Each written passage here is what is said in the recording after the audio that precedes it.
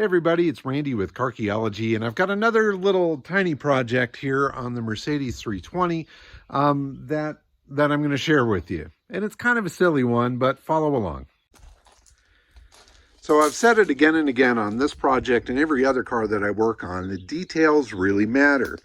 And when you're trying to create an image here of a car as found, something as if it just kind of emerged from history, complete and everything like that, there's a lot of stuff you got to focus on. And again, you can't put shiny stuff on an old car because it stands out. It just doesn't look right. So obviously on the back here, there's no license plate. Well, I've got it titled here in California, but I'm not going to put a nice, new, shiny, reflective California plate on this car, especially when it's not really going to be driven on the road. It's just going to be displayed at events and that sort of thing. So there's no license plate on the back, but there is this holder here that must have been installed when it was brought into the U.S. because that's the size of a U.S. plate from the era. Around the front, well, the front bumper was gone. The whole centerpiece that holds the license plate, this bar here, that was gone. We had to recreate that. And I'm going to do some work to kind of age what's going on here so it looks like it's always been there. Those nice new bolts, well, those have to go. I'm going to find some good crusty ones to replace them with. And I may do some aging on these bumpers as well. And then the crossbar here, well, I want to find a good period license plate to put on there.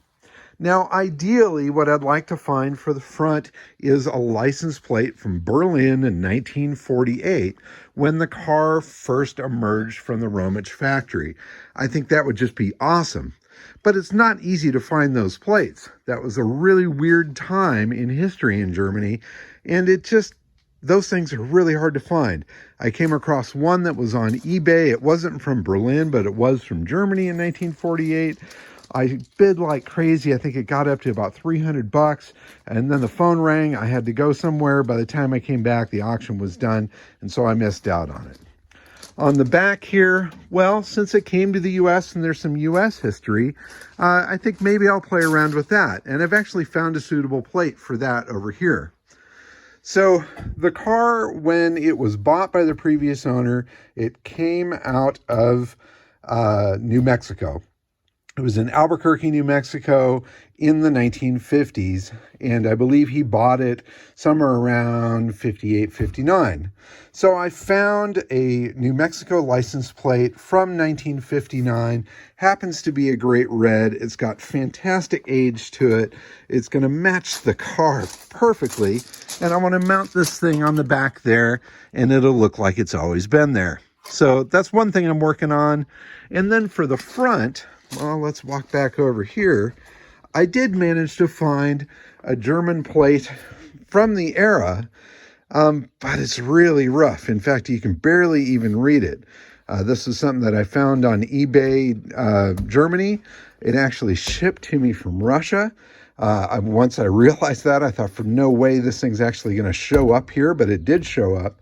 And I may mount this on there even though it's really crusty. It'll at least be a placeholder until I can find something better. And it obviously has a major patina on it that I think will kind of match the car. Might even be a little too rough, but we'll see. Now, there are some letters here. It looks like there's a W. That might be an L. I don't know what that red is. The letters all just kind of disappear. And quite frankly, I don't know exactly where this is from. It was sold as something that would have been World War II era or just post. But I'm not really up on the letter and number designations for plates there. So my friend in Germany that helped me get the lenses for the fog lights, he's on the job to try to find a proper license plate. He said he can get a replica of an original Berlin plate, but then it's going to be shiny and I'll have to age it. Which is fine, but ideally I'd like to find something vintage. So if you know of any sort of good vintage 1948 era license plates from Germany, especially if they're Berlin specific, then I'm your huckleberry. I definitely want to get something like that for the front. So I'm going to mount these things up on the car and then stand back and kind of see the before and after. Every good shop has to have a bucket or two of nuts and bolts. I've got probably far too many. But this is one that I grabbed to see if I could find some good, like, patinaed screws to hold on this rear license plate. And it looks like I found a couple that are going to be just about perfect. Here, let me get that nut off of there, and we'll slide it in and see if that patina matches up. Oh, come on now. Get in the hole. Get in the hole. Put a little hair around it. Anyway, I think that'll work out just fine. I know somebody's going to say, wait a second, Phillips screws. When did they start doing Phillips screws? Now, remember, this license plate would have been put on in 59. Did they have Phillips screws in 59? Hell, I don't know. You're going to tell me, though, because that's what you guys do when you comment in the comments. So please do that. So I'm going to drill a couple holes. I'm going to pop this thing on there and then stand back and take a peek. All right, I've got the plate kind of clamped in place so it's nice and straight. There's some little metal tabs here that it butts up against, and I'm just going to put 2 holes through it, let the bottom be what it is since that one's blown out already. Plus, I don't want to drill any holes through the bumper that don't need to be there.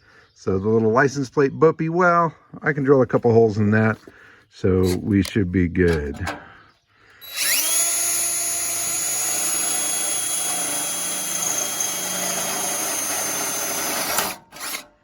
Uno.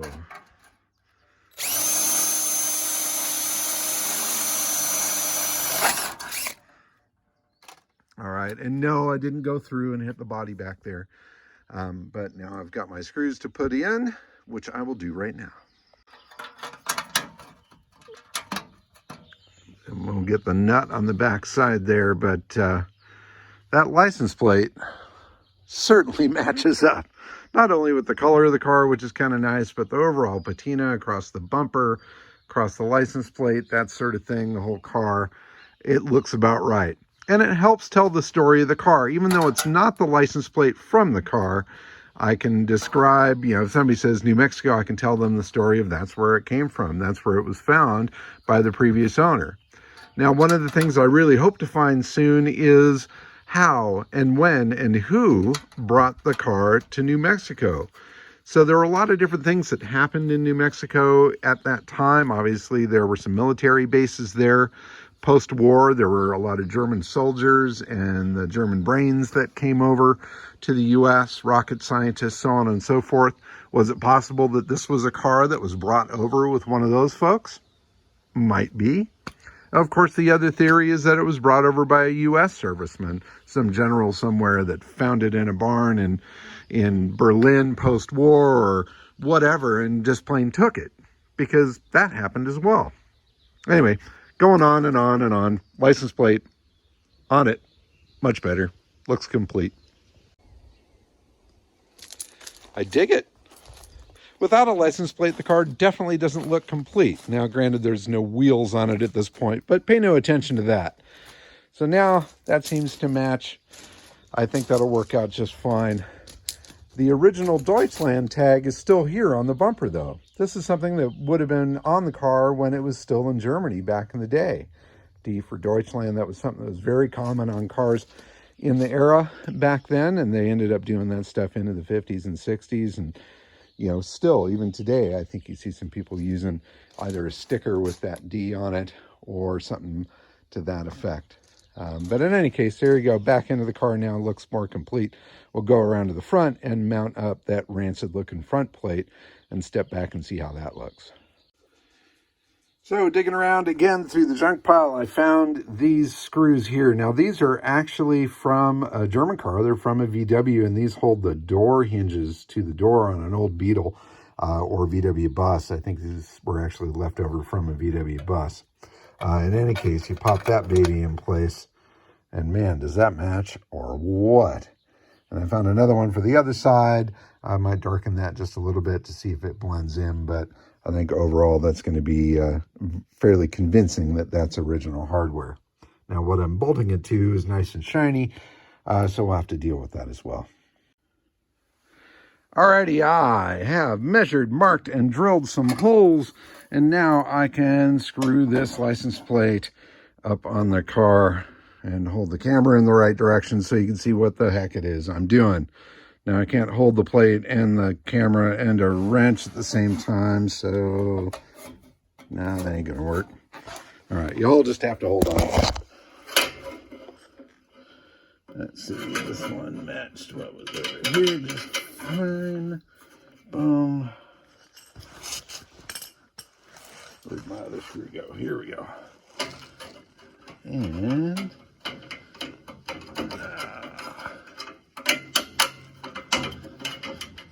in there.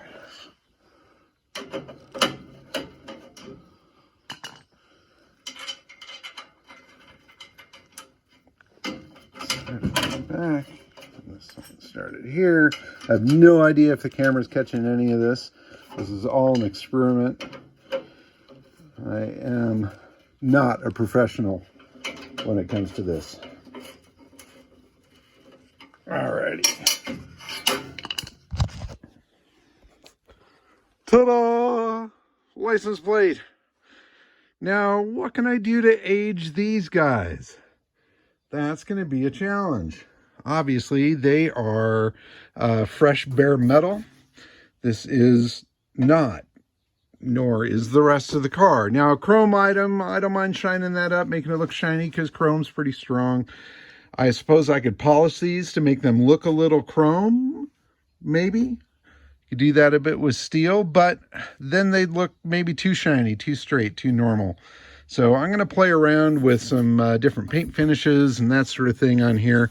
I may save that for another video. In fact, I think I will.